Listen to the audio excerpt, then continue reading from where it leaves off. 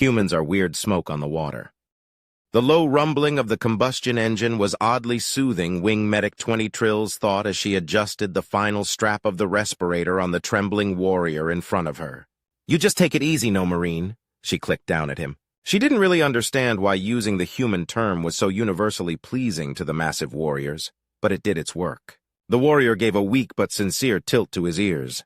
He was clearly recovering. She glanced around to see if any of the other members of either wing huddled in the center of the spacious storage compartment were free to begin grooming the warrior's ash-covered fur. However, everyone who was awake enough and uninjured enough was already tooth-deep in a grooming partner already. She glanced uneasily at her own digit ends and tested the strength of her joints in her mind. As she already knew, everything hurt. Her claws were actually beginning to bleed at the quick. Other wingeds' blood and fluids caked ash, and who could sound what else in her joints? She suppressed a sigh. No point in starting to groom a traumatized warrior if she was just going to collapse on him mid-groom. "I am going to take a rest now," she announced to no one in particular. There was a soft susurration of agreement as the portion of the wings who were awake expressed their approval of her plan. She did a quick head count of the officers as she moved towards the rounded rectangle of light that comprised most of the front of the compartment. As she had suspected, she was the highest-ranking member of her species conscious at the moment. She fought back another groan and staggered to the last set of restraints before the compartment ended. It was a bit disturbing to deliberately distance herself from the rest of her wing, but the frantic loading process when the camp had been evacuated had resulted in the wing being essentially centered in the space, and someone needed to act as liaison with the humans. The humans who were eerily quiet for people who were supposed to be piloting a transport large enough to count as a base in itself, with all the piloting AI disengaged. 20 Trills stretched up her wing to shield her eyes from the light and peered at the three massive mammalian bodies folded around the control couch. The two passengers, a male and female of about the same mass, appeared to be sleeping. The male leaned his head against his curled fist and said fist against the window and had hunched his shoulders in an effort to center his weight. The female, the youngest of the group by a few decades, had also hunched her shoulders and was leaning back in the seat, her head nodding on her trunk of a neck. The smallest, if that superlative adjective could even be applied here, human, who also happened to be the oldest human female 20 Trills had ever seen, had her eyes focused on the optimistically labeled road they were following back to the base. They hardly seemed to be paying attention, and all and 20 Trills twitched in irritation. The entire transport suddenly shuddered as the wheels struck an inequality on the surface and the medic winced. Fortunately for all the broken bones and dislocated joints in the wing, the compartment they were in was stabilized on gyroscopes. She hadn't felt a thing, but witnessing the world swerve like that with no physical sensation to match was not a pleasant experience. It did, however, give her reason to reconsider the Huaman's attention levels. The dozing male angled his head and opened on eyelid a fraction to monitor the reaction of the pilot. The pilot had reacted to minimize the disruption to the passengers without taking her eyes off the road, but now proceeded to check all monitors and windows. The dozing female glanced back at the compartment, and her eyes tracked the dim space for a few wing beats as she looked for an officer. "Hey, you the medic?" the human called out in a soft, deep tone. "I am the medic," 20 Trills confirmed. "That bump didn't jostle you?" the human asked. "Not at all," 20 Trills replied. "The gyroscopes on this compartment are quite capable." The human's face split open into a grin that exposed her massive rocks of teeth. "Good," she said. "We're not a medical transport, you know. It was really lucky we had the crystal carrier handy." "Really lucky," 20 Trills replied, unsure of the meaning but more than willing to let the humans offer adjectives at this point. She was so tired. The male human had turned his head to look out the window now as they rounded a sharp corner in the road, and the local body of water, a loch the humans called it, came into view. 20 Trills shuddered at the wispy cloud of ash that poured over the side of the surrounding hills and spilled into the valley. There wasn't much material in the air here, so far from their abandoned camp, but that there was any at all was a harsh reminder of what they had barely survived. The human seemed to be having a different reaction. The male straightened a bit as if to free his lungs and emitted a low, musical hum. "Smoke on the water," sang out the driver softly. "Fire in the sky," the youngest female answered her, drawing the last syllable out in a croon. The thought that she should probably be concerned about that last line, if it was a description of the observed reality, crossed 20 Trills' mind. but she was so tired she could hardly find the energy to position her wings correctly, let alone investigate atmospheric phenomenon that the humans clearly had under control. The older two humans started, and each turned as much attention on the youngest as their situations allowed. The male twisting his body around and straightening his massive spine, and the female angling her eyes at her junior. The younger female didn't seem to notice their contorted faces and changed positions at first, but after a few moments she turned her attention back from the ash stream and glanced between her companions. "What?" she asked. "How do you know that song?" demanded the older female with a laugh. "Everyone knows that song," the younger protested, wrinkling her nose in an almost winged expression of perplexity. "Do you know the meaning?" the male demanded. The eldest female shushed him. "Or the context?" the male asked in a whisper, glancing back into the compartment. "To be honest," the younger female said with a laugh, "I really only know those two lines, but really, why are you two so shocked when I get the most common cultural reference?" "You just have an air of being innocent, sweetie," the female said with a grin. "How innocent do you have to be to not know the proper response to smoke on the water?" Their voices began to fade out as 20 trills let sleep creep up her wingtips. She probably should stand watch. But what really was the point of having allies who considered the ground pulverizing itself and spewing itself into the air as a topic for cultural debate rather than a natural disaster if you couldn't let them deal with this updraft once in a while? Humans are weird bloody knuckles. The music is certainly... First cousin paused and considered how to describe the sounds blasting out from the speakers in the transport. "Upbeat," she finally concluded. For several moments, the only sound she got in reply was the meaty smack of second brother's broad fingers against the control console's surface.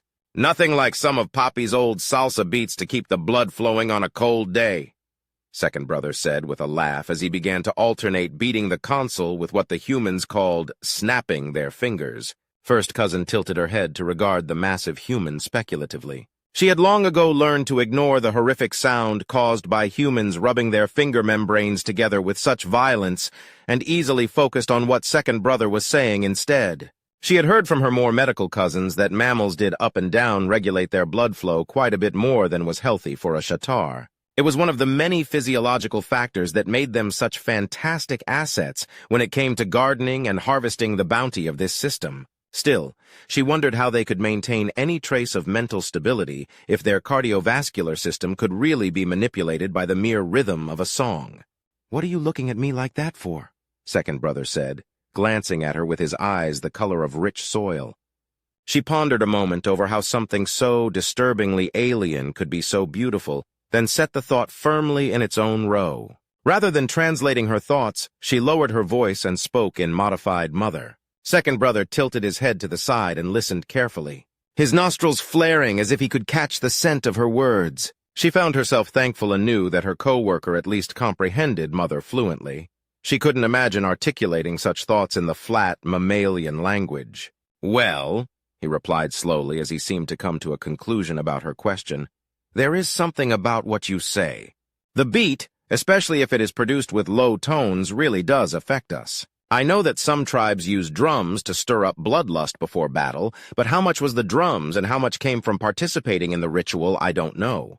Then again, every other generation or so, there seems to be a scare about how the new music is stimulating the younger generation too much. Then it turns out, once the eggheads have harvested all the data, that no such thing is happening. Maybe it is just that guys like me get used to working faster with music. So just a Pavlovian association, maybe." He rotated his head in a rough approximation of the Shatar gesture of uncertain conclusion, and first cousin gave a click of acceptance. Their transport gave a jolt as the wheels passed over another pothole, and first cousin pulled out her notebook to record the coordinates to report to the repair drone system. Second brother fell silent while she did this. When she signaled she was finished, the mammal heaved a massive sigh and tilted his head to indicate the sunbeams streaming down through the clouds and scattering through the surface of the glacial river. "That's something," he murmured. "That's really something, yeah?" "It is a terrifying beauty," first cousin said in a somber tone. "Lifeless power scattered frozen mandibles of death. The ambient temperature alone can damage even the strongest membranes." Second brother angled his eyes at her, and the small muscles in his face contorted his visage into asymmetry. "The cold ain't so bad. We get some life out of it," he said. "That's why we're here, after all."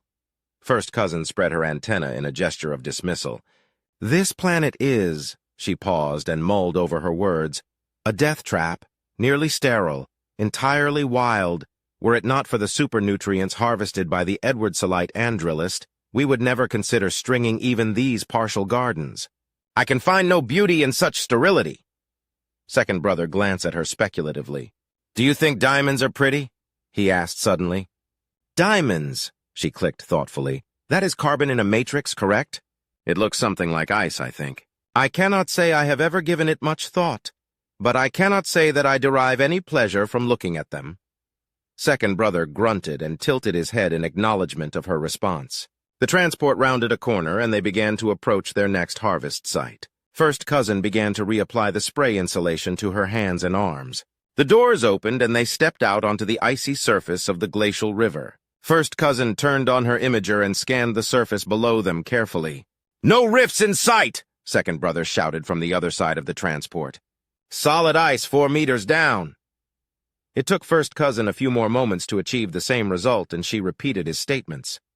The safety check done, second brother activated his boots and began the altered falling motion that humans called skating. First cousin moved out with delicate steps, feeling roundly grateful for the ice-gripping toe socks second father had sent her in the last care package. She stepped out into the center of the abnormally smooth circle of ice and activated the inflatable raft before stepping onto it.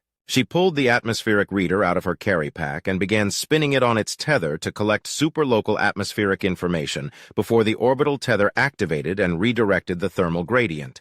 The cracking sounds of ice and the rattling of polymer ship chains came from one side. "First tether cleared," second brother called out. "First tether cleared," first cousin replied absently.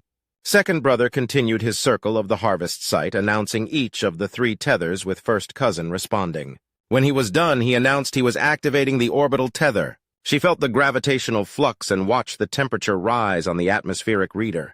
Within moments, the ice beneath her began to liquefy, and the ice around the circle began to creak and groan as the energy was drained from it and transferred to the circle. The orbital tether soon caused the water to dome upwards at the center, even as its decreasing volume caused the edge of the pool to drop below the surrounding ice, revealing the polymer thermodynamic ring that fenced this little pseudo-garden. Second brother was idly gliding sideways around the ring, his hands behind his back, his eyes on the surface of the ice, presumably preforming a redundant scan of the ice's integrity. First cousin noted the soft glow of the first body in the water and braced herself in her flotation device. The water suddenly surged upward as the melting effect reached the lower surface of the ice shelf. The gentle gravitational pull of the orbital tether pulled the bodies to the top of the dome, and first cousin reached into the super-cold water, held in a liquid state at just below its freezing state by the ring, and pulled out the body with the brightest glow. She clicked softly as she recorded its measurements and tossed it onto the bottom of the flotation device. The harvest went smoothly, and she found an exceptionally large specimen with an odd growth on the base. First cousin clicked with pleasure and put it in an isolated carry container to keep it alive for potential upbreeding and to show to second brother. He always seemed to like gloating over the larger individuals with her. She imagined his wide grin as he prodded it with one wide finger, then announced to the world in general that she was a beaut. Some of the rare behavioral moments that she could recognize as properly fatherly in the human males. She called out when she was finished, and second brother released the orbital tether. Slowly, gradually, the manipulated gravity disengaged, as the ring bled the heat energy out of the liquid water on the level of the base of the ice shelf, forming a thin layer to catch the gently falling organisms. First cousin watched the process with her scanner for just long enough to be sure the majority of the Edwardsalite andrillist were once more properly settled in the bottom layer. Technically, they could burrow through the entire thickness of the ice if they were too high when it froze, or swim back up if they dropped too far, but when working with species pre-domestication, it was never good to stress them if you could prevent it. "Population resettled," she called out. "Resecuring tethers," second brother responded. He had completed that task and was waiting by the side of the rapidly and evenly freezing pool to help her from one ice surface to another. She gladly accepted the stable grip, despite the constant shifting of his feet, of his gloved hands as she had to squat down to gather up the flotation device that now doubled as a carrying satchel. "The thermal transfer is never perfect," she observed with a sigh. "Close enough for government work," he said with a grunt as he handed her up into the cab of the transport. He swung himself in and they began to move towards the next site as First Cousin quickly peeled the insulation off of her hands and began transferring the harvest to the cooler. "I found a particularly large specimen today," she announced, holding out the largest individual. To her disappointment, Second Brother only glanced at it and nodded in a human gesture of polite notice. "Big un," he said before turning his eyes towards the next site. First Cousin felt her frill droop a bit, but she noted that he still had his gloves on and assumed he didn't want to get them wetter than they were. She set the specimen down for further prodding opportunities and continued her work. She was just tossing a rather small specimen into the cooler when the wet carry case emitted a hissing noise and partly inflated. First Cousin clicked in annoyance. "Second Brother, calibrate the inflation rate again, please," she requested. "It'll be fine," Second Brother said, shifting his gloved hands uneasily. First Cousin nearly dropped the specimen she was holding in shock. Second Brother had never refused a task in her memory. Still, he was a second brother. She put a firm note in her voice. "It is preventing me from finishing my task, and I don't have the digital strength to calibrate it myself," she said. "Unless you want these creatures flopping around the cab for the rest of the drive, you need to recalibrate the inflation." "I'll get around to it," the human said, glancing to the side in a blatant attempt to avoid her gaze. "Haven't taken off my gloves yet." First Cousin realized that it was a very human, a very guilty gesture, and something stirred uneasily in her memory. She didn't remember seeing Second Brother put on his gloves before they— "Second Brother Hernandez," she said, working to summon the voice of her first sister. "Why haven't you taken off your gloves yet?" Second Brother squirmed in his seat. Some brotherly reactions were universal after all. "Promise you won't freak out?" he asked, apparently of his reflection in the window. "Why do you think I would?" she rejoined. "You always freak out when this happens," he muttered, "and it's really no big deal for a human." "Second Brother," First Cousin summoned Third Aunt's voice now. "Take off our gloves." Second Brother growled in protest, but slowly peeled off his gloves. "You promised you wouldn't freak out," Second Brother pointed out. First Cousin stared in horror at the smears and chunks, solid chunks, of rusty red blood that covered his hands. "It looks worse than it is," Second Brother was saying.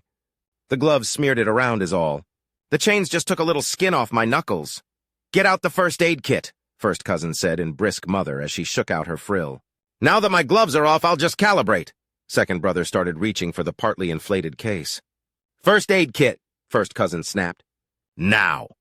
She pondered, pointing out that she had not in fact promised she wouldn't freak out, but decided against it.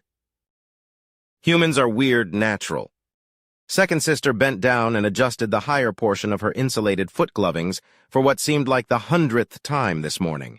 Her optical shields grew hazy for a moment as the cold, moist air caused ice crystals to form on their outer surface. She was genuinely pondering the judgment of the University Council on this matter. Surely the value gained from the minerals on this planet couldn't be worth the— "Your Tootsie Booties giving you trouble?" First Geologist called out from where he was hoisting a crate of harvested crystals up to the flat bed of their transport. His own optical shields were opaque to her vision, so she couldn't tell if he was looking at her or not. She felt a flicker of amusement as she realized how quickly she had adapted to the concept of depending on his binocular eyes for social cues. "My Tootsie Booties," Second Sister said, angling her antenna out to the sides in wry acceptance of the colloquialism, "have provided equal parts insulation and trouble since I started using them. However, they have not been more troublesome this morning." The human, whose mass had earned him so many nicknames that she wasn't even sure of his legal name, gave a deep rumbling grunt and a curt nod before setting the crate of fragile crystals into the transport. He devoted his attention to securing the precious cargo and then stepped back to allow Second Sister to perform the required double check. She touched the control that lowered the ladder built into the transport. "Be more efficient if you just climbed up me," First Geologist observed as she gingerly placed her glovings on the first rung of the ladder. Second Sister tilted her triangular head in agreement and Hopped spotted it through her parka hood. "I would prefer that," she admitted. "But the Shatar engineers do come out here without a human sometimes." and discovering that the joints and mechanisms have stopped working due to disuse, without you here to give it a good solid kick, would be more than an inconvenience. She stopped talking as she swung a foreleg over the side of the transport. Behind her, the human gave a rumbling chuckle. And percussive maintenance and ladder imitations are just a few of the many services I offer, he observed as she began to run through the safety checks. Second Sister gave an absent click of confirmation as she finished the checks. Are you ready to continue on our way? She asked as she turned back to climb down the ladder. Pretty much, the human said. He tuned his tree trunk of a body and aimed his binocular vision at the next tower on their list, or at least she assumed his did. It was the logical next place to turn their attention. The clear blue light from the distant star danced through the crystals that grew out of the towers in a stunningly beautiful display. Does that look natural to you, Second Sister? He asked. Second Sister paused a moment before answering. I don't think I understand your question, she observed slowly. The crystal growth towers bear no resemblance to any computer-generated projection to my visual range. First Engineer grunted again and slowly rotated his head with his chin lowered, a vague negation of what she had said she believed. I mean, he said slowly, that even with growth patterns in the same systems, things always seem to grow differently when there is a human influence in the growth. The more influence, the more artificial the appearance gets. A forest looks natural to us. The mix of species, the patterns of growth individually and across interspecies systems, when they are in human-controlled systems, they look consistently different from that natural state. I was wondering if Shatar have that same perception pattern. Second Sister adjusted her leg glovings again as she pondered the question. She tilted her head this way and that as she examined the crystal tower. Finally, she walked up to the human and gave a thoughtful click. I certainly cannot speak for all Shatar, she said slowly. And you must recall that male Shatar are far more responsible for guiding our garden's growth patterns than the females, but I cannot say that I perceive any overarching difference in the growth patterns between the core's crystal towers and the wild crystal growths, other than that ours are much larger. First Engineer grunted and turned to climb into the cab of their transport. Second Sister got in on her side and took the time to remove her optical shields while First Engineer started up the transport and headed towards the next tower. She reached into her carry bag and pulled out the hydrating wipes. Wipe? She asked, holding out one to First Engineer. He took it with a grunt and gave a flick of his wrist to expand it to its full size before rubbing it over his face. Second Sister gingerly dabbed at her outer membrane as she marveled anew over how quickly humans could shed their safety gear. She didn't think she had ever actually seen First Engineer pull off his optical shields when they got into the cab. When they were both properly hydrated, she took up the conversation again. Do you think that the crystal trees look natural? She asked. The glittering centers of his eyes flicked towards her momentarily as he considered his words. About as natural as a jewelry display at a fancy pawn shop, he finally said. Second Sister pondered this, wondering if it was meant to answer her question. She decided that focusing on her duties as shotgun was a more useful expenditure of thought than pursuing the matter further.